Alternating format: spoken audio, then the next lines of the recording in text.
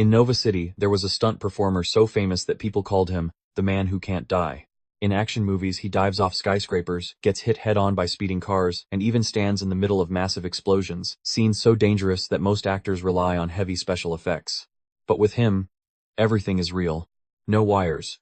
No CGI. No stunt doubles. Audiences think it's just another insane Hollywood publicity stunt. But there's a secret no one knows. That man was once a fake superhero, and he died once.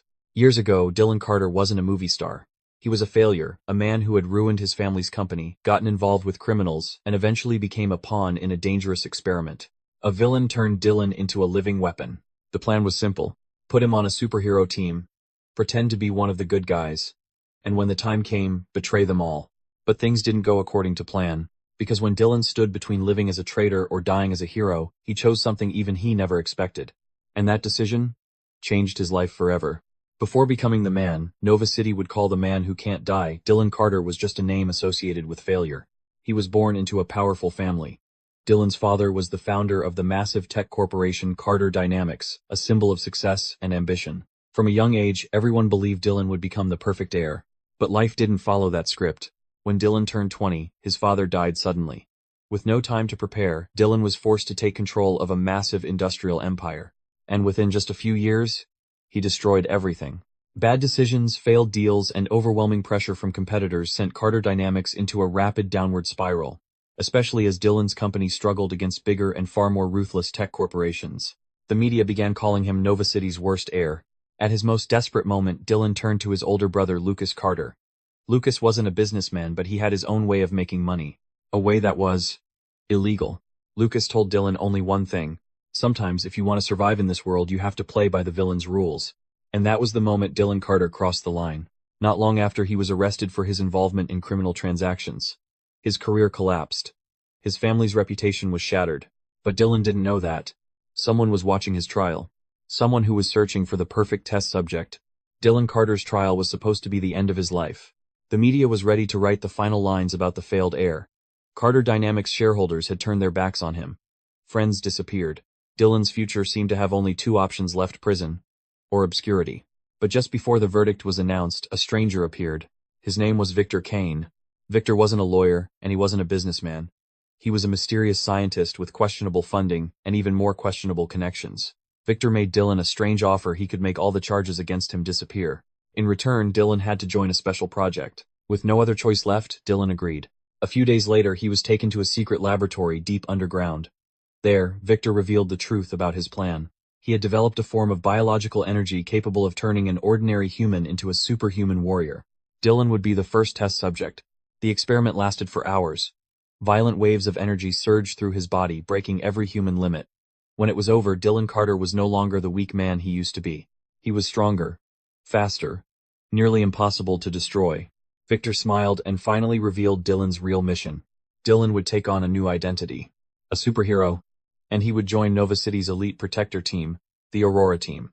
But not to save the world. He was there to betray them from the inside. Just a few weeks after the experiment, Dylan Carter stepped into an entirely new world. Under the new identity Titan, he appeared before the public as a mysterious superhero who had just arrived in Nova City. With his extraordinary strength, Dylan quickly caught the attention of the Aurora team, the group that protected the city from supernatural threats. Victor Kane's plan began unfolding exactly as intended. A large-scale attack orchestrated by the Syndicate was staged so Titan could arrive at the perfect moment. Dylan easily drove back, the criminals saved dozens of civilians, and demonstrated overwhelming power in front of the Aurora team. The result was exactly what Victor expected. Aurora team invited Titan to join them. That was precisely what Victor wanted. But things began to change once Dylan truly became part of the team. Unlike what he had imagined, Aurora team wasn't a distant symbol of heroism. They were real people, people willing to risk their lives to protect others. For the first time in years, Dylan felt trusted. Not as a failure, not as a criminal, but as a real hero. In the battles that followed, Dylan fought alongside them, laughed with them, and slowly forgot that everything was supposed to be just a mission. Until one day, Victor Kane called. The plan had reached its final stage. Dylan had to send a fake distress signal to lure the Aurora team into a trap. And, as he looked at the teammates who trusted him, for the first time, Dylan Carter began to ask himself, was he just pretending to be a hero? Or did he truly want to become one? Victor Kane's call came at the exact moment Dylan no longer wanted to answer it. But Victor wasn't someone you could refuse. His cold voice echoed through the earpiece. It's time to end the performance, Titan. Send the distress signal. Lead the Aurora team to the designated location. Dylan stood silently in the dark room inside the Aurora headquarters. On the other side of the door, his teammates were laughing and talking after finishing a mission. They had no idea that the man who had just fought beside them was the knife Victor Kane was about to drive into their backs. Dylan knew he didn't have a choice. If he refused, Victor would stop supplying the serum that kept him alive. After the experiment, the energy inside Dylan's body had become unstable. Without Victor, he could die at any moment. So Dylan did the only thing he could. He sent the distress signal. Titan has been captured by the Syndicate. I need immediate backup. The Aurora team reacted instantly.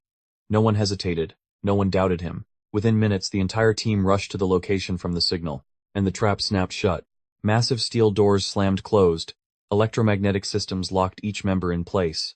Anti-superpower devices activated, neutralizing their abilities. From the shadows, Victor Kane stepped forward.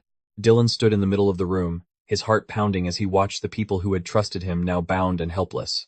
The Aurora team had just realized the truth, and in their eyes there was now only one question for Dylan. Why? The room fell into a suffocating silence. The Aurora team was locked inside electromagnetic containment fields. One by one they struggled to break free, but it was useless. Victor Kane's system had been designed with perfect precision to neutralize their powers. For the first time in years, Nova City's heroes were completely helpless. Victor slowly walked across the room like a director admiring his masterpiece. You always believed you were protecting the world, he said. But in reality, you were just obstacles.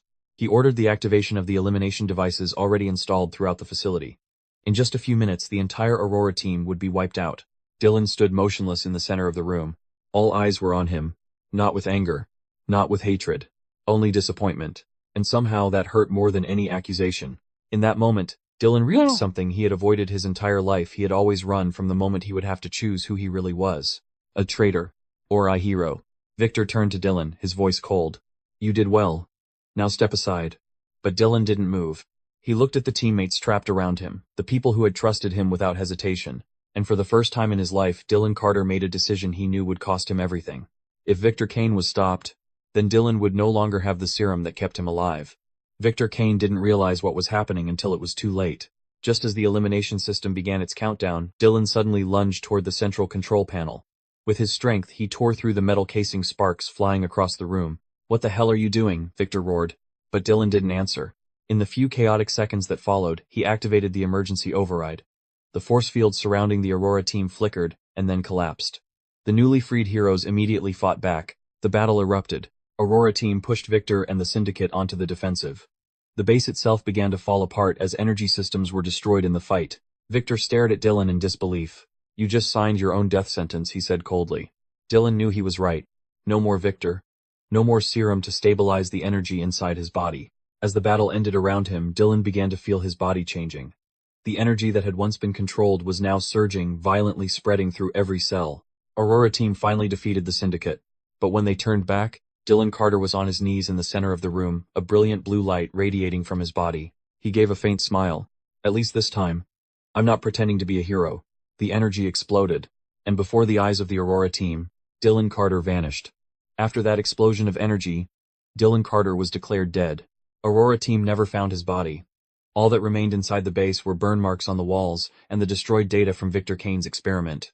To Nova City, Dylan Carter quickly became just another name that faded away. But years later, something strange began to happen. In Nova City's film industry, a new stunt performer appeared. This man could perform dangerous scenes no one else would dare attempt, running through fire, jumping from helicopters, getting hit head-on by speeding cars. And the most frightening part was, he never got hurt. No one knew this man's past, no records, no family, no history. There was only the new name Hollywood gave him, the unbreakable stuntman. The truth is that after the explosion that day, Dylan's body didn't die. The energy from the experiment transformed him into something else, a living energy entity that was nearly impossible to destroy. After everything he had been through, Dylan no longer wanted to be a symbol or a hero. But whenever Nova City is in danger, the man who once betrayed the world to save it will return. Not as a legend, just as someone trying to do the right thing,